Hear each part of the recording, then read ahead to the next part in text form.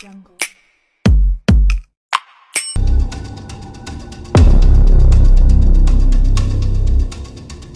Halo, perkenalkan nama aku Sevina Rahmawati dengan NIM A1J12304. Kenalkan, nama saya Royhan Waladi dengan NIM A1J1230338. Perkenalkan, nama saya Natasha Maharani dengan NIM A1J12304. Perkenalkan, nama saya Dedi Hadianto dengan NIM A1J1233036. Perkenalkan, saya Karina dengan NIM A1J12302.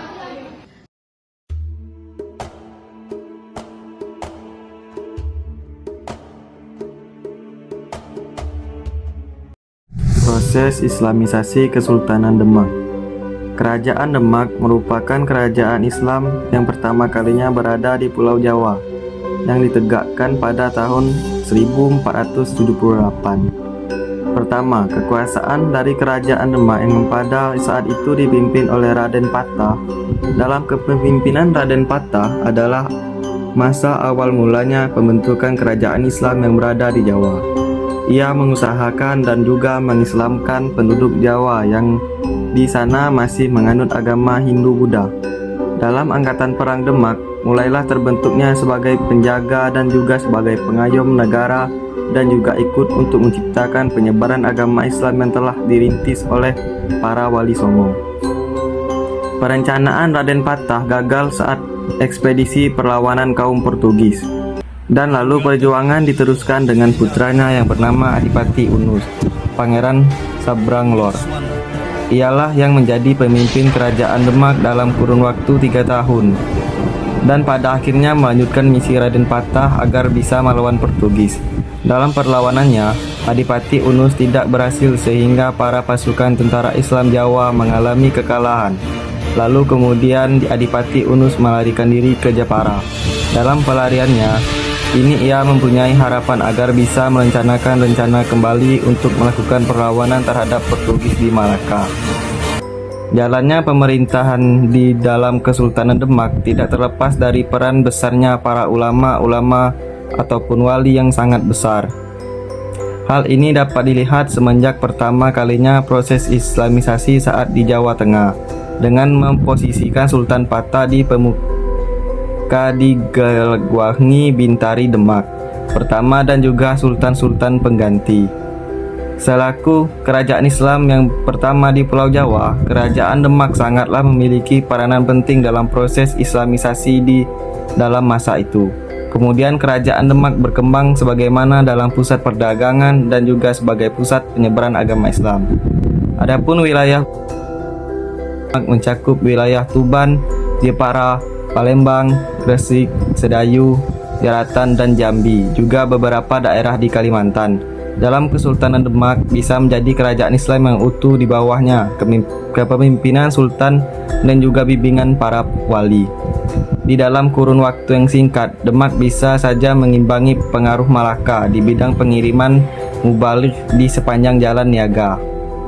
Maka dari itu, sebab pengaruh dari para wali-wali kerajaan Islam Demak berdiri tegak, dan pada akhir penghujung masa kerajaan Majapahit, para pakar dan ahli sejarah banyaknya mengemukakan bahwa dalam berkembangnya Islam di Jawa bersamaan dengan seiring waktunya saat masa melemahnya kerajaan Majapahit.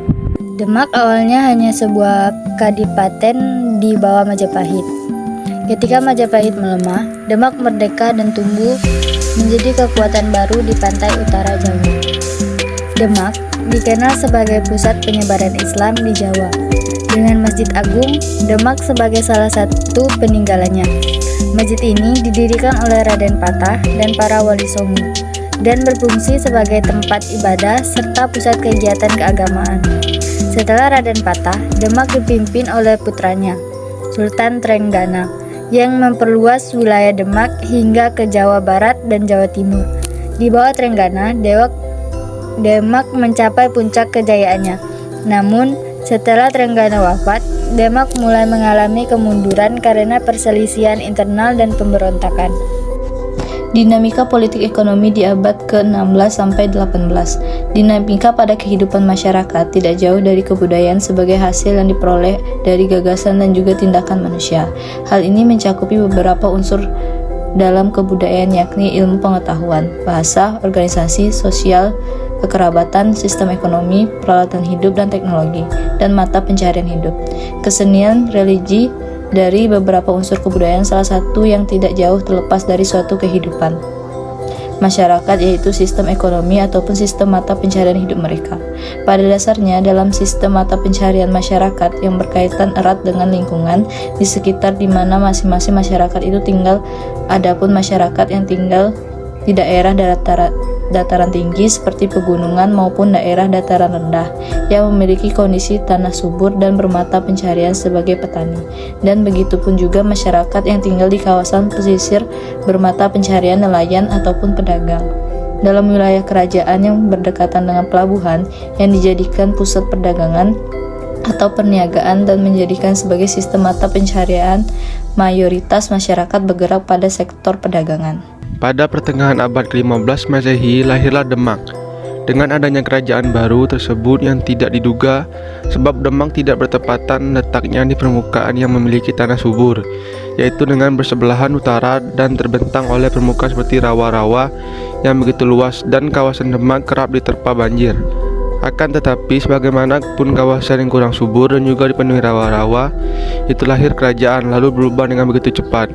Awalnya pada bibir laut kurang lebih jaraknya 15 km, Demak tidak berada pada pedalaman Laut Jawa seperti saat ini. Pada saat itu Demak berada di dekat Sungai Tuntang yang bersumber dari Rawa Pening. Sungai Tuntang tersebut telah membuang air lautnya ke Laut Jawa yang bermuara berdekatan dengan Demak. Demak lahir diestimasi tidaklah lama sesudah kerajaan Majapahit yang diduga tahun 1478 dan pembangunan kerajaan Demak yaitu Raden Patah. Berada tepat sebelum Demak berkedudukan kadipaten pertama dikenal dengan sebutan Gelagah Wangi yang masih ke dalam kawasan Kadipaten Jepara. Berdasarkan cerita rakyat, orang yang awal mula dijumpai oleh Raden Patah di Gelagah Wangi yaitu Nyai Lembah yang berketurunan dari Rawa Pening. Nama asli dari Nyai Lembah yaitu Siti Aminah. Atas nasihat dari Nyai Lembah, inilah kemudian Raden Patah berkedudukan tinggal di Gelagah Wangi yang kemudian hari berganti menjadi Bintara Demak. Demak merupakan kesultanan Islam pertama di daerah Pulau Jawa. Kesultanan Demak dibangun oleh Raden Patah. Ia merupakan anak dari seorang istri Prabu Brawijaya V, seorang muslimah generasi Cina yang dihadiahkan pada Aryo Danar sebagai Adipati Palembang. Raden Patah tumbuh dan dirawat dibesarkan di daerah Palembang. Raden Patah membangun Kesultanan Demak di tahun 1478. Dari sebelum berdirinya Kesultanan Demak di Jawa telah berkembang sebanyak beberapa bandar niaga Islam seperti Jepara, Tuban, Gresik. Namun bandar-bandar niaga ini masih berada di bawah kepimpinan Majapahit. Raden Patah dipilih sebagai bupati sekaligus Gelagah Wangi diganti dengan nama Demak yang beribu kota di Bintara. Raden Patah dalam kerajaan Demak ini merupakan seorang yang memperluas dan juga memperkuat kerajaan Demak sebagai kerajaan Islam. Kesimpulan, Kerajaan Demak merupakan kerajaan yang berhasil didirikan oleh Raden Patah di akhir sekitar abad ke-15 Masehi. Secara letak geografisnya, dalam letak kerajaan Demak ini cukuplah strategis, yakni berada di tepian selat yang bersebelahan di antara pesisir utara Jawa dan juga Pulau Maria yang juga adalah suatu kawasan rawa yang begitu cukup luas. Di dalam perkembangannya, Kerajaan Demak mempunyai sebuah pelabuhan strategis yang juga sering dijadikannya sebagai tempat transit pelayaran dunia di jalur perdagangan Nusantara, yaitu dari Malaka ke arah Maluku ataupun sebaliknya. Keberadaan Kesultanan Demak ini terlihat dari pesisir pantai utara Jawa. Demak di masa itu membentuk suatu kadipaten bernaung di bawah kepemimpinan Kerajaan Majapahit. Tiang dari sejarah Kesultanan Demak yaitu berdirinya dan tersebarnya agama Islam pada tanah Jawa. Dalam kepemimpinan Raden Patah adalah masa awal mulanya pembentukan kerajaan Islam yang berada di Jawa. Ia mengusahakan dan juga mengislamkan penduduk-penduduk Jawa yang di sana masih menganut agama Hindu-Buddha. Dinamika pada kehidupan masyarakat tidak jauh dari kebudayaan sebagai hasil yang diperoleh dari gagasan dan juga tindakan manusia. Semenjak adanya Kerajaan Demak dengan letak pusatnya yang tidaklah berdekatan dari pesisir utara Jawa bagian tengah, yang membuat aktivitas ekonomi masyarakat berpatokan dalam kegiatan perdagangan ataupun perniagaan.